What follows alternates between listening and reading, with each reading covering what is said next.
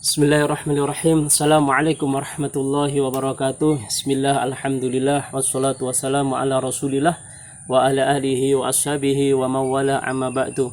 Syukur alhamdulillah, pada kesempatan ini kita lanjutkan kajiannya kitab Safinatun Najah. Mudah-mudahan Allah senantiasa menjaga kita. Amin ya rabbal alamin. Kemarin membahas tentang masalah syarat-syarat wudu, insyaallah kita akan lanjutkan sebagai berikut. Faslun nawakidul wudu'i arba'atu asya'a. Al-awwalu al-khariju min ahadis sabilaini min kubulin au duburin rihin au ghairihi ilal maniyah.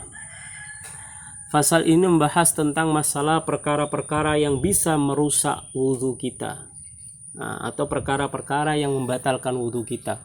Jadi ada 4 perkara yang bisa merusak wudu kita atau membatalkan wudu kita. Yang pertama adalah keluarnya sesuatu dari jalan depan maupun belakang kemaluan laki-laki atau perempuan. Jadi kalau sesuatu yang keluar dari jalan depan maupun perempuan, baik itu laki-laki maupun perempuan, maka wudu kita menjadi rusak atau batal. Apa sesuatu itu? Yaitu berupa rih. Rih itu angin, ya, atau kentut. Baik itu ada suaranya maupun tidak, ya. Suaranya kencangkah, besarkah, atau hanya angin saja, kecil suaranya, tetap kalau keluar dari jalan belakang berupa angin, kentut, maka wudhu kita menjadi batal atau rusak. Atau jalan depan, habis wudhu tiba-tiba masih menetes kencingnya, maka ini juga bisa merusak wudhu kita, membatalkan wudhu kita, kecuali yaitu keluarnya sperma, ya. Keluarnya sperma itu tidak membatalkan wudhu, tetapi wajib untuk mandi besar. Itu. Atau perkara-perkara yang tidak terbiasa seperti keluarnya cacing pada jalur belakang. Ya, ini habis wudhu tiba-tiba keluar sesuatu, ternyata cacing yang keluar. Jadi dubur kita, kemaluan belakang, maka ini juga membatalkan wudhu, ya.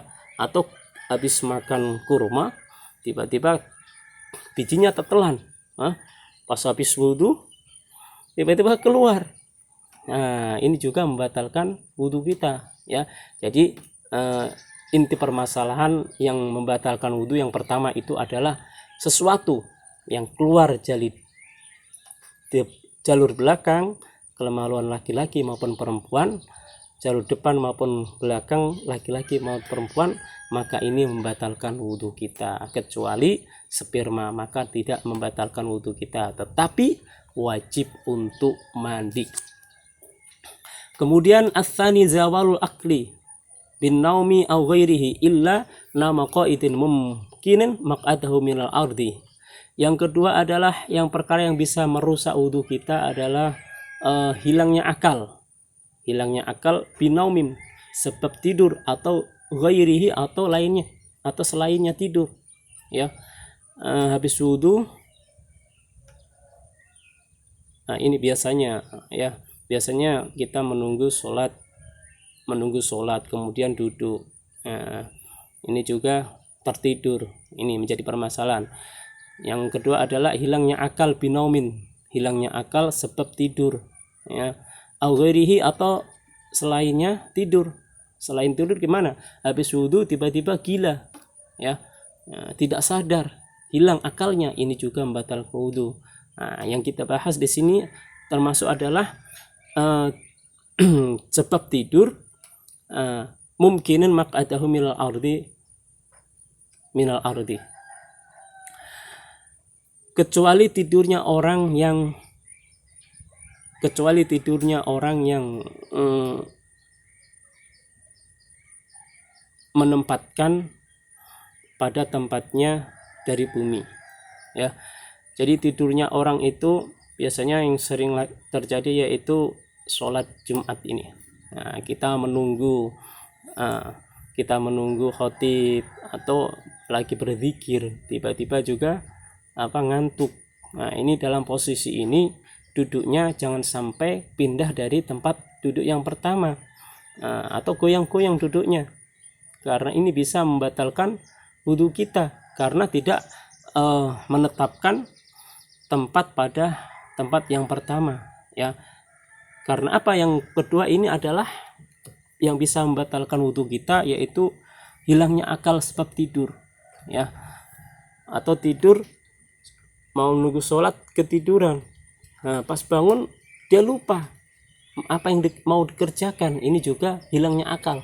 Atau hilangnya akal sebab tidur seperti tadi, dia tidur dalam posisi tidak berubah-ubah, ya, dia goyang-goyang. Ini juga bisa mengakibatkan batalnya wudhu kita, kecuali orang yang duduknya pantatnya tetap seperti yang pertama pada bumi, tempat duduknya maksudnya, ya, duduknya yaitu sila, kemudian dari pantat kanan kiri yaitu menempel pada tempat duduknya, tidak berubah-ubah dari yang pertama. Ini tidak bisa membatalkan wudhu. Yang penting tidak hilang akalnya, ya, tidak berubah dari tempat duduk yang pertama, ini juga tidak membatalkan wudhu. Tapi kalau berubah dari tempat duduknya, kemudian dia goyang-goyang dalam duduk menunggu sholat, ini dikatakan sebab tidur karena tidak merubah dari tempat duduk yang pertama. Jadi perkara yang bisa membatalkan wudhu atau merusak wudhu yang nomor 2 yaitu hilangnya akal sebab tidur atau selain tidur. Seperti tadi, habis wudhu tiba-tiba gila, lupa hilang ingatan. Ini juga membatalkan wudhu, kecuali duduknya orang yang menempatkan pada tempatnya di bumi, tidak berubah-ubah. Ini tidak membatalkan wudhu, ya. Biasanya sholat Jumat ini bapak-bapak, ya, menunggu saking lama ketiduran berzikir, maka ini perlu diperhatikan, ya. Biasanya pas lagi bangun kaget, dia lupa apa yang dikerjakan. Ini juga bisa menghilangkan ingatan kita, ya. Jadi perlu hati-hati ketika kita sholat dalam berzikir atau menunggu waktu yang lama. Kalau ngantuk tidur, berarti yang tidak bisa membatalkan wudhu kita yaitu dalam posisi tetap yang pertama. Kemudian selanjutnya adalah ats-tsalitsu iltiqa'u basyaratai rajulin wa mar'ataini kabiraini ajnabaini min ghairi hailin. Perkara yang bisa membatalkan wudhu yang nomor 3 yaitu bertemunya sesuatu kulit, bertemunya kulit laki-laki maupun perempuan yang besar keduanya yang bukan mahram tanpa penghalang, ya. Jadi bertemunya kulit seorang laki-laki yang dianggap besar, ya, seperti yang kemarin yang dibahas tentang orang yang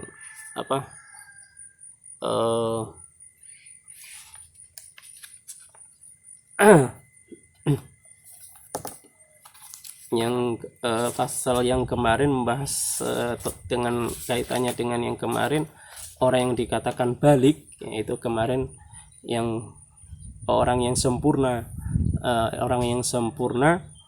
umurnya 15 tahun baik laki-laki maupun perempuan. Sedangkan perkara yang bisa membatalkan wudhu ini juga bertemunya kulit seorang laki-laki maupun perempuan yang dianggap besar keduanya yang bukan mahram tanpa penghalang. Ini juga bisa membatalkan wudhu kita, ya. Perlu diperhatikan ini bagi seorang anak-anak kita, ya, yang perlu diajari tentang masalah perkara-perkara yang bisa merusak atau membatalkan wudhunya. Karena bertemunya sesuatu kulit seorang laki-laki maupun perempuan ini yang bukan mahram, maka ini bisa membatalkan wudhu kita. Kemudian ada tambahan juga, mahram itu ada 3. Mahram sebab nasab, mahram sebab pernikahan, dan mahram sebab persusuan. Jadi ketiga ini kalau kita menyentuhnya maka tidak membatalkan wudhu, ya. Kalau kita menyentuh istri kita, ya batal. Karena orang bukan muhrim kita, karena dinikahi. Karena orang muhrim itu haram untuk dinikahi, sedangkan istri itu adalah orang lain. Orang lain yang kita nikahi, maka maka boleh dipernikahi, maka ini tidak menjadi mahram. Kalau kita wudhu tersentuh sama istri, berarti kita wajib mengulangi wudhu kita. Kemudian syarat yang keempat yaitu perkara yang membatalkan merusak wudhu kita, masuk kubulin al adami au halqati duburahu bi batnil arhati au batnil asabi. Menyentuh kubul atau menyentuh jalan depan maupun belakang anak Adam, bulatan lubang anus dengan bagian dalam telapak atau dalam jari-jari tangan. Jadi kita menyentuh alat kemaluan kita dengan menyentuhnya tadi menyentuhnya tadi yaitu dengan telapak, bagian dalam telapak tangan atau jari-jari tangan. Yang dikatakan dalam jari-jari tangan yaitu mari sini. Sini. Kalau kita menyentuhnya dengan dalam jari-jari tangan ini, maka kita membatalkan wudhu kita. Kita habis wudhu tidak sengaja menyentuh kemaluan kita, menggaruk-garuk, ya. Ini juga membatalkan wudhu, kecuali kalau sini yang dibuat garuk tidak apa-apa. Karena apa? Dikatakan bibatnil rohati butunil asobi, yaitu bagian dalam telapak tangan, dalam jari-jari yang dinamakan bagian dalam yang ada putih-putihnya ini. Maka ini kalau kita menyentuh alat kemaluan kita, yaitu yang dinamakan alat kemaluan laki-laki maupun perempuan, baik lewat jalur belakang yaitu anus kita yang lubang bulatan lubang anus, kalau kita sentuh dengan telapak jari dalam-dalam ini, maka membatalkan wudhu. Kecuali kalau garuk-garuknya pakai ini, ya, tidak membatalkan wudhu, karena ini bukan termasuk bagian dari telapak dalam jari-jari yang dinamakan telapak dalam jari-jari, yaitu seperti tadi ini hitungannya. Begitu pula kalau kita menyentuh laki-laki, menyentuh kemaluannya, kelaminnya, perempuan juga dengan ini, maka ini membatalkan wudhu. Jadi hitungan dari alat kelaminan laki-laki maupun perempuan, baik jalur belakang, yang jalur belakang dikatakan batasannya sampai mana? Batasannya yaitu bulatan lubang anus, ya.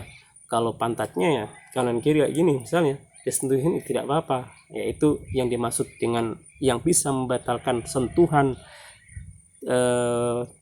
dalam jari-jari tangan, yaitu ketika kita menyentuh lubang anus, maka dengan telapak jari-jari dalam tangan ini bisa membatalkan wudhu. Begitu pula menyentuh dari kelamin depan, ya, laki-laki maupun perempuan, maka ini juga membatalkan wudhu. Khususnya yaitu perempuan bibir, ya, laki-laki juga, ini juga bisa membatalkan wudhu.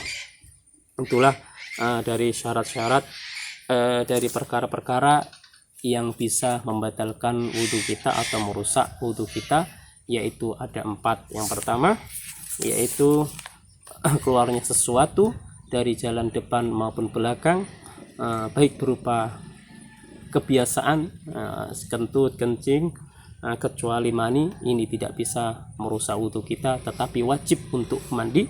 Kemudian yang kedua adalah perkara yang bisa merusak wudhu kita, yaitu hilangnya akal sebab tidur atau selain tidur, kecuali tidurnya orang yang menetapkan pada tempatnya atau tempat bumi itu. Kemudian yang ketiga adalah perkara yang bisa membatalkan wudhu kita adalah bertemunya sesuatu kulit seorang laki-laki maupun perempuan yang bukan mahram. Mahram itu artinya orang yang haram untuk dinikahi, maka membatalkan wudhu. Kalau orang yang haram untuk dinikahi berarti tidak membatalkan wudhu tanpa penghalang, ya. Kalau bertemunya itu langsung bertemu kulit, tanpa penghalang. Kalau penghalang yaitu lewat, kalau menyentuhnya ada penghalangnya kain, maka tidak membatalkan wudhu, yaitu bertemunya sesuatu, yaitu bertemu langsung.